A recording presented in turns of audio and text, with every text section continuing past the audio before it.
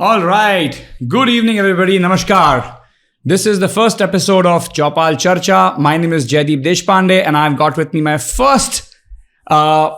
first guest of Chopal Charcha. His name is Avi the Kavi.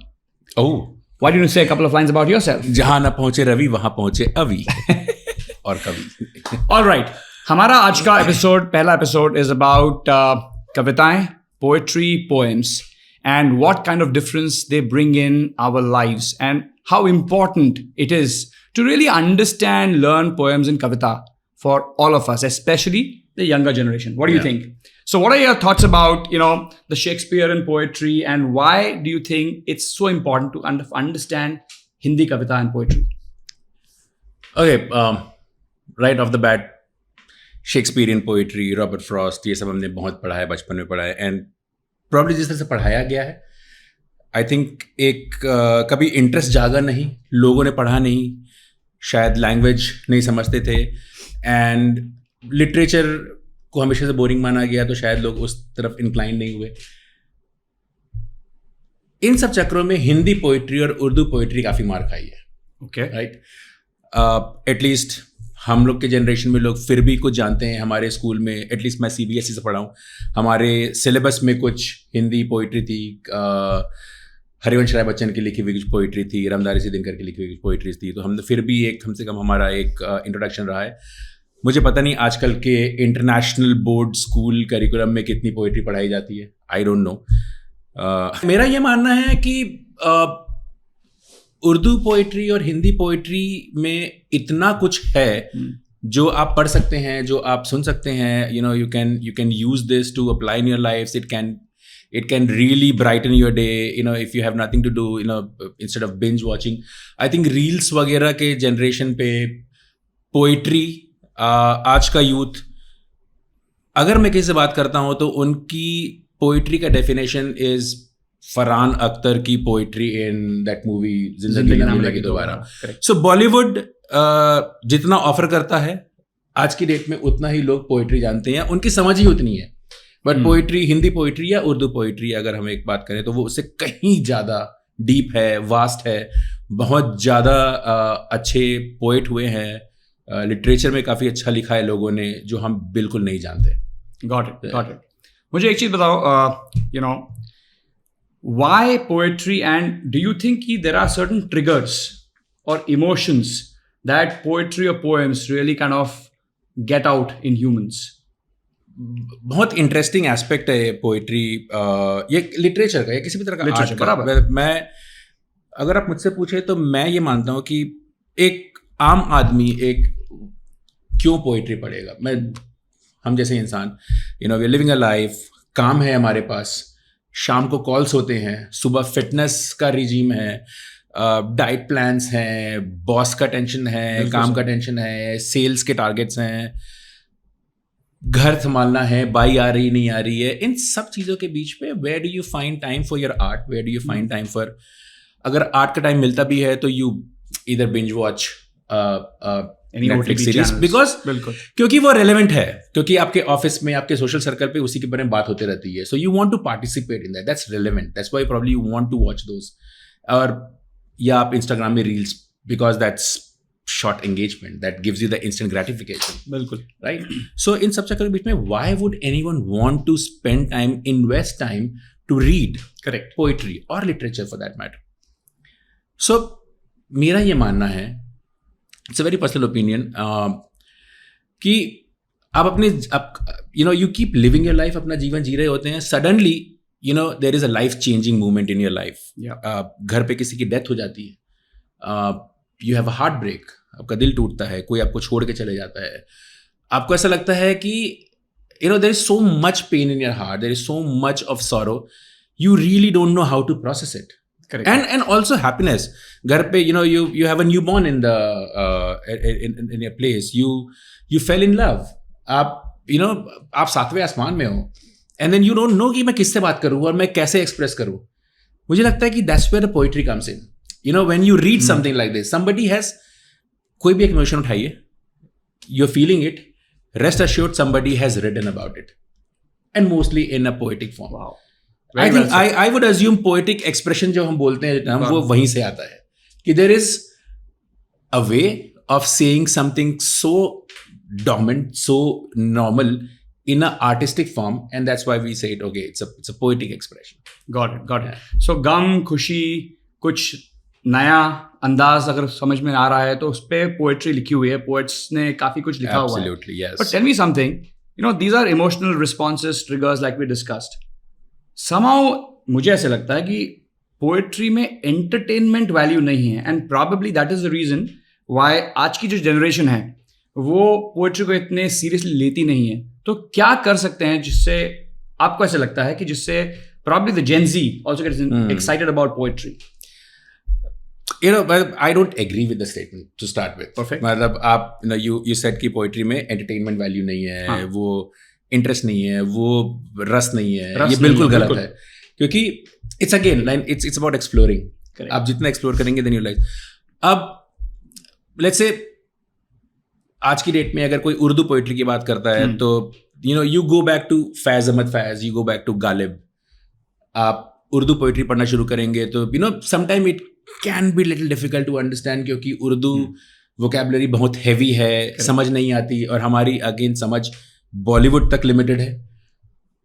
थोड़ा effort डालना पड़ता है समझने के लिए. करेक्ट. ऑल्सो उर्दू पोइट्री में इतना ग्रेस है, इतना क्लास है. अगर आप पढ़ेंगे you would just be amazed कि वो कितना प्यारा लिखा गया है. अभी फैज अहमद फैज साहब कहते हैं कि मुझसे पहली सी मोहब्बत मेरे महबूब न मांग, मैंने समझा था कि तू है तो दरख्शां है हयात, तेरा गम है तो गमे दहर का झगड़ा क्या है, तेरी सूरत से है आलम में बहारों को सबात. सुनने में ही अच्छा लगता है. हिंदी में वर्ड है कर्णप्रिय, भले आपको समझ ना आ रहा हो बट सुनने में ही ये इतना सुंदर लगता है, इतना अमेजिंग लगता है. Sometime it's just so fascinating to hear. Obviously oratory skills भी चाहिए, बोलने का तरीका भी होता है, अंदाज भी होता है. ये आप वहाँ शुरुआत कर सकते हैं, यहाँ you can start listening to these. और कहीं ना कहीं यूज़ हुआ है, बॉलीवुड में यूज़ हुआ है. जगजीत सिंह साहब ने काफ़ी गज़ल गाए हैं जिसमें गालिब साहब को काफ़ी लिखा है. इब्ने मरियम हुआ करे कोई, मेरे दुख की दवा करे कोई, अब काफ़ी लिखा गया है.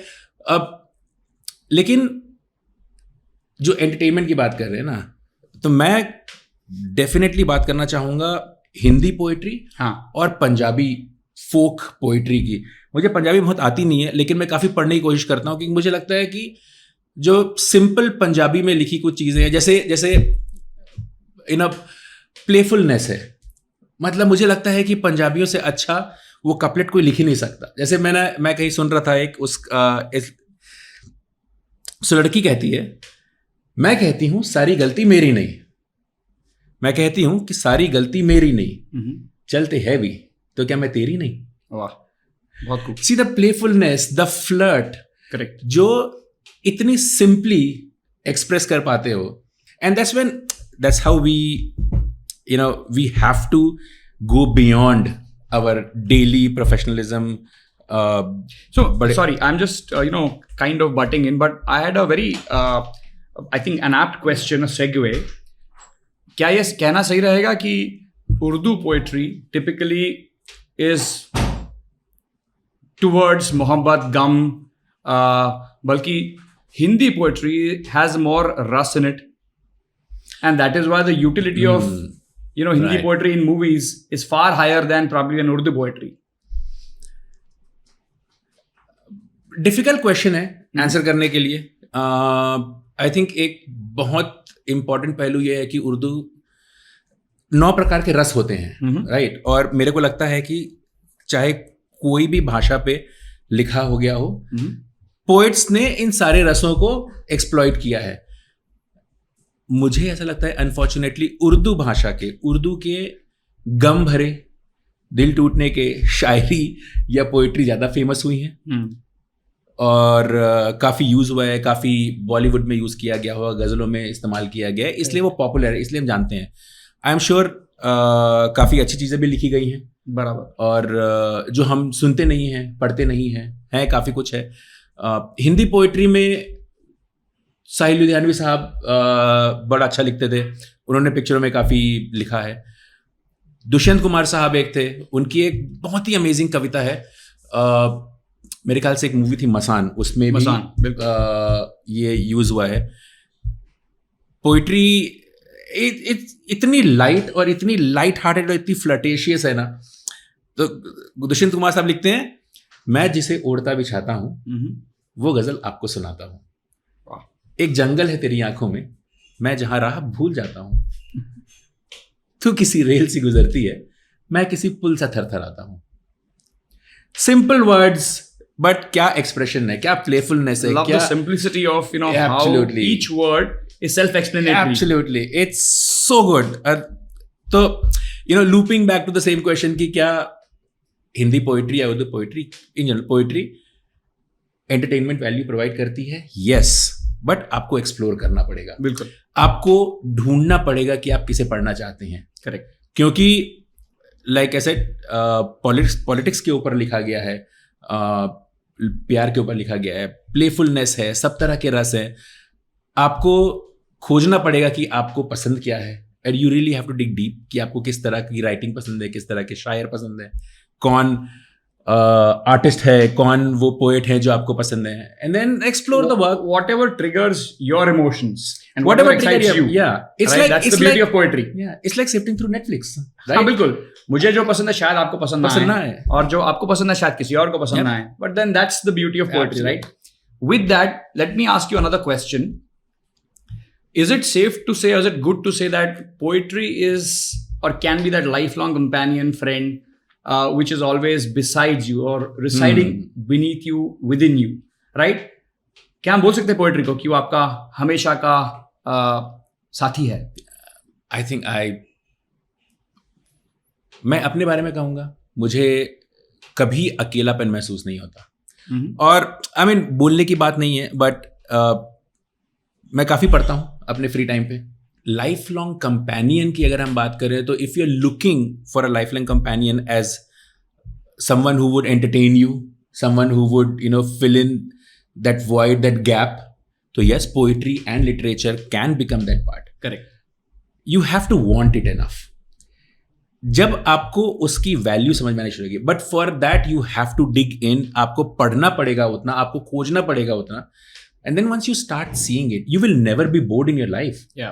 आप इनफैक्ट 24 घंटे से आप दिन में ये कोशिश करोगे कि मैं कहाँ से 1 घंटा निकाल लूं ताकि मैं और 2 पोएम पढ़ सकूं, ताकि मैं इस आर्टिस्ट को भी एक्सप्लोर कर सकूं, ताकि मैं इस पोएट को भी सुन सकूं। करेक्ट। और इंफॉर्मेशन है, हम इंटरनेट इंफॉर्मेशन एज में है। यूट्यूब पे आप चले जाएं, आप रेखता के चैनल पे चले जाएं, इतने सारे आर्टिस्ट हैं, इतने सारे कंटेंट है। Correct, for that matter Instagram पे रील देखने के छोड़कर अगर आप इन चैनल्स पे जाएं तो यू विल बी अमेज्ड। और काफी लोग रिसाइट करते हैं। आप स्पॉटिफाई पे चले जाएं, आपको कितने चैनल्स मिलेंगे जहां पे पोइट्री रेसिटेशन है, जहां पे लोगों ने बुक को उठा के रिसाइट किया है। लाइक मेरा ऐसे कितनी किताबें हैं, मतलब बहुत महाकाव्य है। हाँ, रश्मि रति नाम का, रामधारी से दिनकर साहब का। आप यूट्यूब पे चले जाएं, आपको पूरा का पूरा पोएम मिल जाएगा, किसी ना किसी ने रिसाइट किया हुआ है। I think it is so important. हमारे देश में इतना सब टैलेंट है, इतनी अच्छी कविताएं लिखी हुई है। I think all of our generations, regardless of whether it's Gen Z, Gen X, the boomers, everybody should actually start reading poetry, because I think it really broadens your horizon of looking at things or perspectives, right? So I think we should do that more often. With that, let me also ask you another question. क्या आपको लगता है अभी कि poetry वो चीज़ है जो आप कहना ना चाहते हो या ना कह सकते हो, it can bring out the unsaid also, which is within you? Any thoughts on that? wow. मतलब I think ये सब मानेंगे इस बात को। जब भी आप एक प्रेम पत्र लिखते हैं किसी को, you often turn to poetry, you often turn to internet to find these. लोग कैप्शंस ढूंढने के लिए इंटरनेट पे जाते हैं। बिल्कुल। सो पोएट्री का मतलब वही है कि आप हम सब इतने आर्टिकुलेट नहीं है। there have been times when we wanted to say so much, लेकिन नहीं बोल पाते। You may have, let's say, verbal diarrhea, you may have vomited like 1,000 words and still made not sense. Correct. But you could have just said 2 lines and that would have been enough. बिल्कुल। Right? कितना कुछ कह जाते हैं शायर 2 line में, जो मतलब आप पढ़ेंगे, फैज साहब को पढ़ेंगे या बशीर बद्र साहब को पढ़ेंगे, इन्होंने इतने अमेजिंग छोटे छोटे कपलेट्स लिखे हैं, मतलब मैं तो हैरान रह जाता हूँ जब बेबसी के बारे में पढ़ना हो। मेरे को एक याद आ रहा है, मरता हूँ रोज मरने की चाहत पे, मौत आती है पर नहीं आती।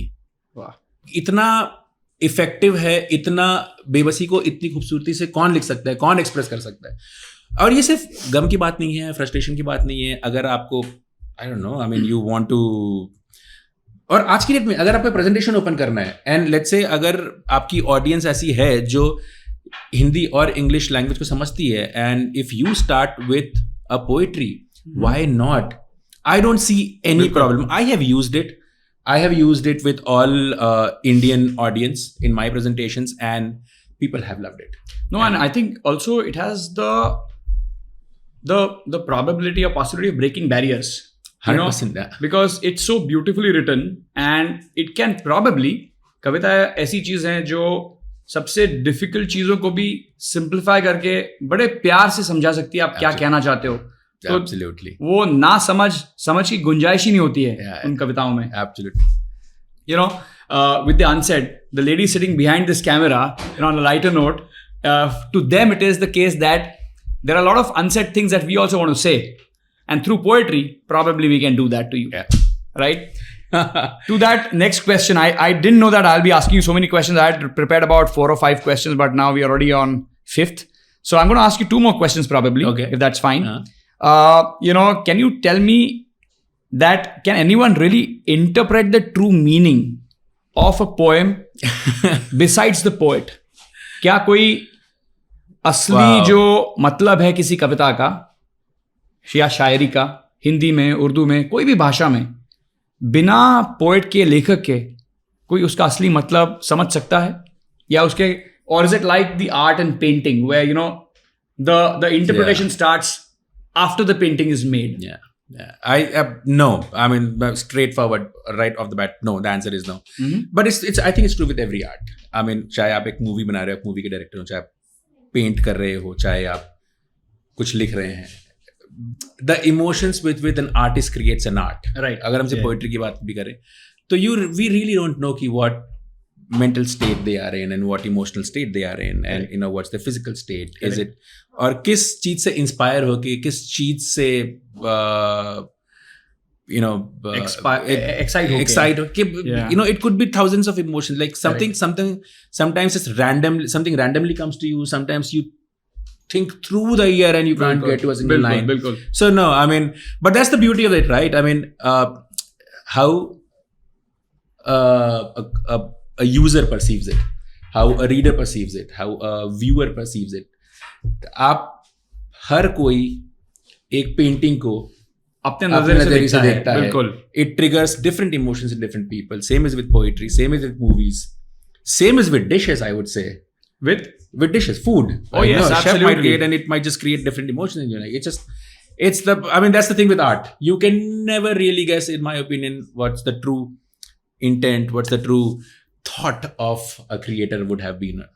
This conversation, Avi, so exciting that I'm a pet parent, so my dog is also getting very excited and is wagging his tail with the thought process. So it's really good. Last question. आपका कुछ favourite poem या कविता हो जो आप हमें सुना सकते हैं, and can you tell us about, so I want to bring in through this चौपाल चर्चा some element of karma, nyay, justice.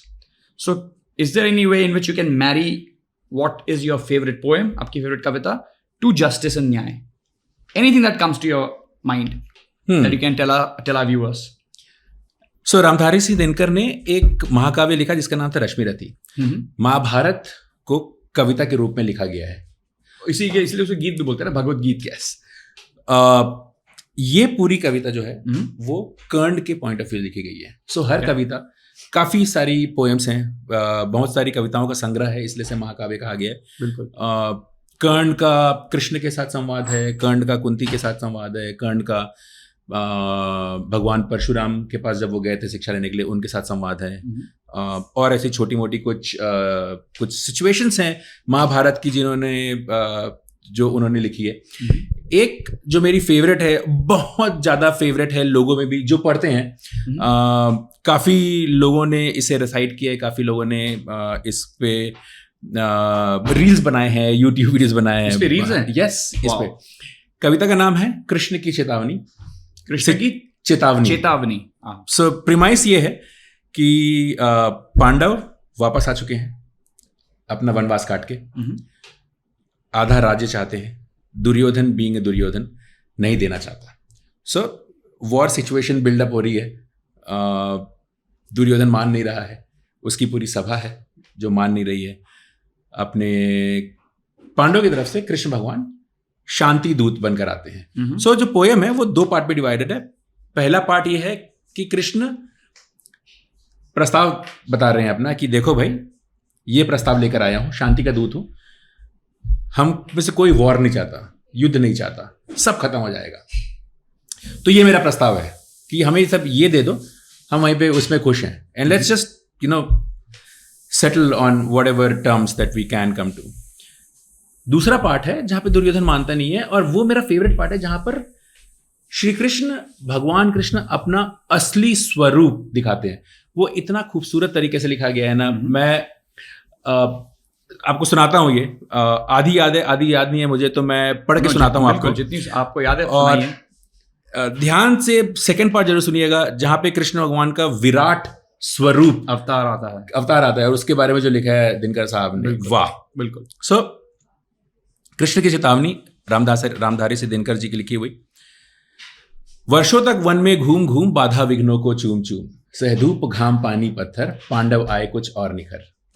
सौभाग्य न सब दिन सोता है, देखें आगे क्या होता है।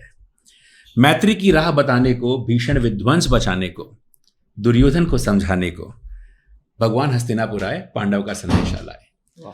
हो न्याय अगर तो आधा दो, ये प्रस्ताव है उनका, हो न्याय अगर तो आधा दो, पर इस पे भी यदि बाधा हो तो दे दो केवल 5 ग्राम।